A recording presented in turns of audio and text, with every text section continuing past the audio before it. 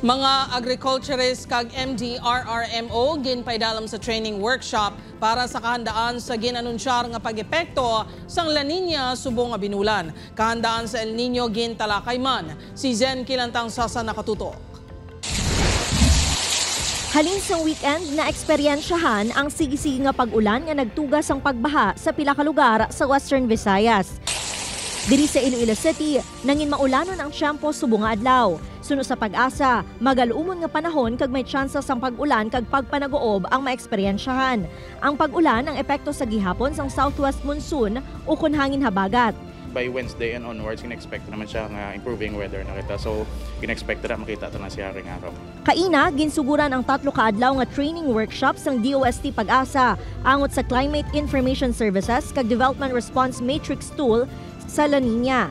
Lakip man sa mga diskusyon amo ang preparasyon sa tion sang El Nino phenomenon. Tanan nga mga municipal agriculturist kag municipal disaster risk reduction and management officers ang nagtambong sa aktibidad.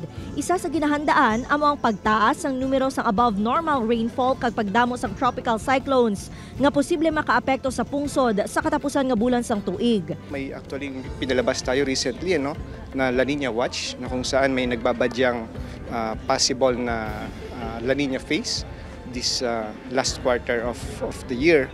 And because of that, siguro very timely po na mag-conduct tayo nitong ganitong workshop upang nasa ganon ay malaman ng ating mga local DRR offices kung ano yung maaaring maging response natin. Dako naman nga bagay ang training workshop para sa mga LGU agud mangin preparado. This is actually a long range nga preparation, hindi lang na subong nga tuig or next year. But in the event nga mag-abot ining mga extreme phenomenon, mabalanan nila kung paano nila i-address ini. Upoy kay Cirilo Renduque, Zen Kilantang Sasa, One Western Visayas.